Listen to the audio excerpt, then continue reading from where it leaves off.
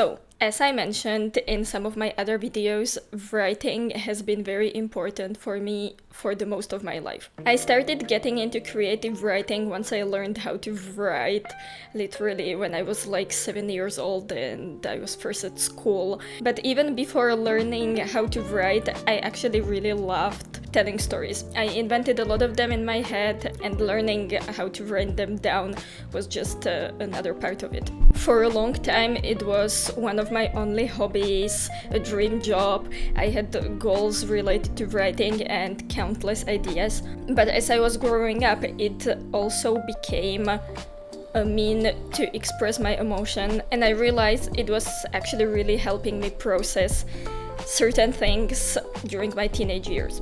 Before, there was never anything that would give me as much creative inspiration as emotionally charged experiences I was having that kept me going over and over, and that made me learn that writing was actually very therapeutic. Until around when I was like 16 or 17, something not really nice happened to me in regards to relationships, and I was really heartbroken. I've been going through it through writing until I realized that all that I was doing was actually drowning in self-pity, because there was this one particular experience that only made me write about that, and I felt like if I was actually going to move on, I had to either start writing something completely different, which I couldn't see myself do at that time, or actually explore different parts of my life, kind of, I guess, access to my potential differently, because I really needed a change. That was basically the reason why I stopped. It was supposed to be like a little break when I wanted to explore different hobbies. At 17, that was pretty much the first time I realized that I didn't have to be that insecure all the time, and that my life would actually improve if I start liking myself better. A lot of things like this. But as the time went by, I didn't necessarily get back to writing. And this was also around COVID, so obviously as other things happened in my life, I never really managed to find a way to explore writing differently as I originally meant to. And when you lose a habit of doing something, you kind of learn how to live your days without it. Maybe you find different passions, or you do other things, and that's fine. But it got to the point where I actually really started lacking purpose in my life, because long story short, I never really found anything that would bring me as much fulfillment as writing used to in the past.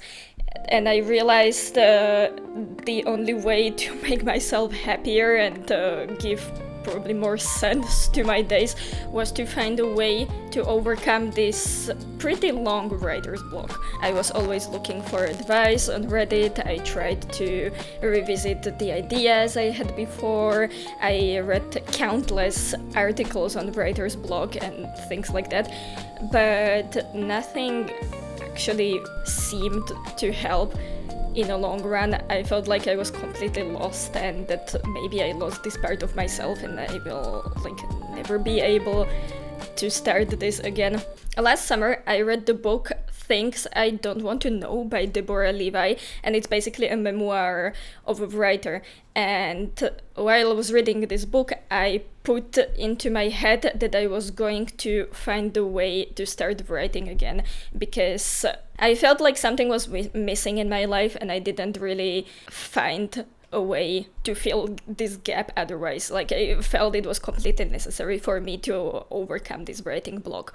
And I'm happy to say that so far this summer I finally managed to get back to writing regularly. It's been a long way, it's still not completely perfect, and I'm still learning a lot of things, but I would say this is finally the year I managed to overcome my writer's block. And maybe this video is going to be useful for someone too, because I have seen so many advice, and honestly there's something else that works for everybody, so maybe this video is going to be just for you. And who knows, maybe you need the same things as I did, and we can figure this out together. When I was wondering how I could make myself more creative or find a way to come back to artistic activities, there were always kind of the same things that hit the spot for me, so I'm not going to be coming back to the same artistic advice that eventually helped me change how I perceived myself. I did a different video about that, and honestly I talk about it all the time, but the major and probably the first part of overcoming my writer's block was to abandon my limiting self-beliefs. It sounds very fancy. What was ultimately ruining everything for me was my perception of myself. For some reason, I believed that I wasn't a real writer if I struggled and needed help and everything didn't come for me naturally. And so it wasn't really worth continuing. I thought this for the longest time. And then last summer, when I read this book by Deborah Levi, for some reason I started thinking that I've been looking at it from a wrong perspective. For years, I had been looking for getting back to writing as something like unattainable and really, far from myself, outside of myself, as like climbing the highest mountain or something like that. What I didn't realize was that writing was a part of me all the way, because otherwise I think I wouldn't have that huge gap, this huge blank in my life that I felt I needed to fill, and I wouldn't feel like there was always something missing. That actually motivated me a lot, because I stopped all that self-pity and telling myself that I was never going to be a writer because I'm just like too far from that anyway. Honestly, I think that another thing that gets you closer to being a writer, except for actually writing, is having that calling to do it, and I think that's a pretty good sign. Another point is really important for me because it's very recent, and this summer I told myself that I was going to get serious about this, and since I tried countless times sit down and write again alone in my room, and it clearly didn't help me do it on a more regular basis, I decided to change my approach and kind of find something else that could work. And I started looking for creative writing workshops in my city, because I'm lucky to live in a fairly big city, so I told myself that could be quite a lot of opportunities. I had already seen some of them in the past, and this seemed like a perfect moment because it's summer break, I don't have school, I was looking for something to do, and this was very important for me. And one day I was randomly Googling it at the bus stop, and nothing seemed to hit the spot. And I stumbled upon a meetup group. Maybe you know Meetup, I hadn't heard of it before, but I found a bunch of different communities in my city that looked very interesting, and I finally found what I was looking for. I found a creative writing community online, and there are actually some in-person meetups every once in a while if you are looking for something like that, but this seemed to be just the right thing for me. And once I actually tried it, I realized that I was right. Like, this was the first practical thing that worked for me really well. Find a community of like-minded people that is going to motivate you, inspire you, and also give you a regular habit of doing what you are wanting to do. My community meets up every single weekday, and on Sunday there's like a long writing session with an exercise and a writing prompt, and on Saturday mornings there's in-person meetup. So you actually really know what to expect each day, and every single day there is something to do, which I really like. The important part for me was that online sessions on weekdays are silent writing, so basically there are no prompts, no topic, no reading in front of other people. I forgot to mention that, but this was very important for me because I felt like if the very first session that I'm going to start and I will have to read my work in front of others, that's not going to be good. So it's basically 1 hour of silent writing with a bit of chat at the beginning, and in the end sometimes the chat isn't even about writing. And the first time I tried this, I actually did get some writing done, but the fact that I was on a call with other people and I saw everyone kind of typing in their computer or writing in hand, and in the end they talked about their own creative projects, which I love, listen people talking about.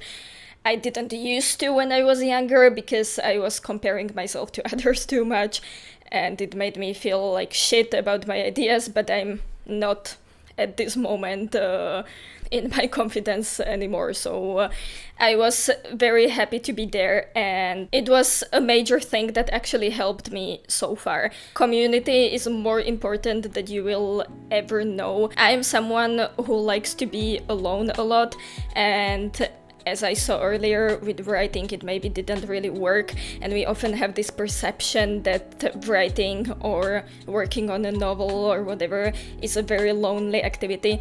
I have often felt lonely since I started living abroad for a lot of different reasons, and I wasn't necessarily looking to feel even more lonely or put myself in the conditions where I could potentially feel lonely again.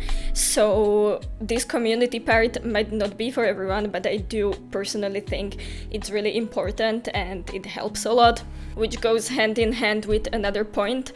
Set a dedicated time for writing. Every time I heard this in the past, I kind of ignored it and skipped this point because I don't really have a regular lifestyle. When I go to school, my timetable is super irregular. Basically, every day is different. I'm unable to wake up at the same time every day. It's just a huge mess. And frankly, I always struggled with organizing myself quite a lot because I don't like every day being the same. But now it's summer break. If you go to school or you have longer periods where you don't really have anything planned, I think it's actually a perfect moment to give it a try. My meetup community meets up at 9 a.m. of Central European time. It makes me wake up at the reasonable time every morning, but not too early at the same time. Now I'm kind of starting to realize that it's harder and harder for me to wake up in the morning, even if it's at 8, if I do different things the day before. So I'm actually trying to find a way to make myself write in the evening and maybe organize like my personal silent writing session. But ultimately setting a dedicated writing time, wherever it is, has really helped me because I had something to look forward to as well. I knew that whatever is going to happen tomorrow, 9 in the morning, there's going to be my meetup community writing on Zoom, and I think that's really cool. It seems to be a common knowledge between people who know like a lot about writing, or they got any sort of success, or they just managed to make it a regular habit, that when you sit down and actually start doing it, it's going to work 1,000 times better than when you actually think about whether your ideas are good or not, for example. And that's what I told myself when I was first going to join a writing session with my meetup community.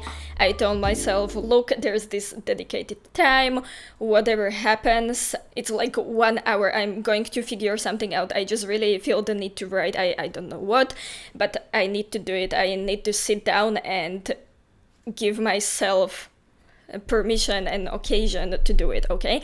And at this point, I don't really have any like real plan for now. I'm not trying to work on specific projects right away. I have my own ideas, but since my main goal to overcome writer's block was to build a regular habit, I told myself that, okay, I'm going to do it no matter what happens. In that 1 hour, I'm going to put something out there. I don't know what, but something is going to come out. And this perspective actually helped me trying new things a lot, because if I didn't have an idea that could potentially work for a novel one day in my hand, I realized that it was maybe time to explore something else. There are so many writing prompts on the internet. The person who leads my writing group, he's an author himself, and he wrote a book of like writing prompts, so there's a lot to pick from. Some of them don't work for me at all, some of them are pretty creative. I don't know if writing prompts are your thing. Some people say it wasn't the best for their stories. I think that if you're just trying to write regularly, it like doesn't really matter what the base for your idea was. When I was in high school and I was writing pretty regularly and it was my main passion, most of the ideas I had were pretty much in the same style as the books that I was reading, because the books that we read influence us, like that's not a new information. When I was a teenager and I was reading young adult romance novels, that made me want to write a young adult romance novel. Like I wanted to write what I liked the best. Since I was feeling so blocked, I was like, maybe it's not quite the time to abandon this idea just yet, but it's definitely time to try different things. Over the years that I had writer's block, I read so many other things, I had different experiences. There has to be something new to say comparing to when I was 16 years old. This made me want to try a lot of new ways of writing. One of my main ones at this point is a 100-word story or flash fiction, which is a really short fiction, and basically it's a really fun exercise for me because it helps me get something done in little time. So I'm like kind of building a momentum, like, okay, I've finished this. I don't have to feel discouraged because I'm starting a novel that's going to take me 3 years to write. For me, it worked because it helps set a little goal that can be accomplished in a little time, no matter how much energy you put into it, basically. And as I said in the past, the main function of my writing for me was to express my own emotions and handle some things I was experiencing better. It's a good practice, even though it made me drown in negative memories a lot sometimes, but I knew there was much more to explore. I'm lacking in like technical part of writing, I think, and so instead of working on the part where I'm trying to make the emotions come through, I'm focusing more on the technical part of writing and actually telling the story.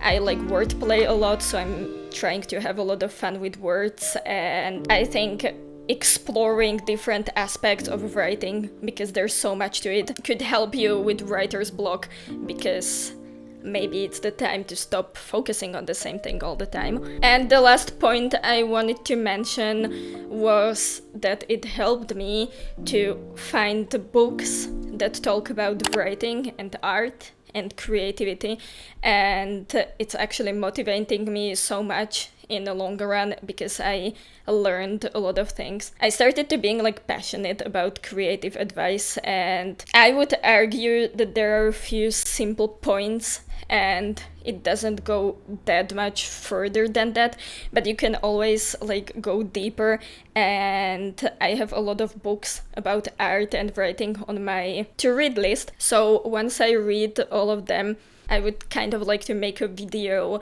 about which ones helped me, which ones didn't, and why. We will see what everyone is saying on the subject. So if it's something you could be potentially interested in, stay tuned for that video. And that's going to be all from me today. If you are struggling with writer's block too, even if it's been going on for years, it really helps to take the pressure of it. And if you are someone who is on this journey right now, I would really appreciate to know how it's going. Like, write a comment down below or let me know. I love hearing other people's stories. And that would be it. See you in the next video, whatever it is.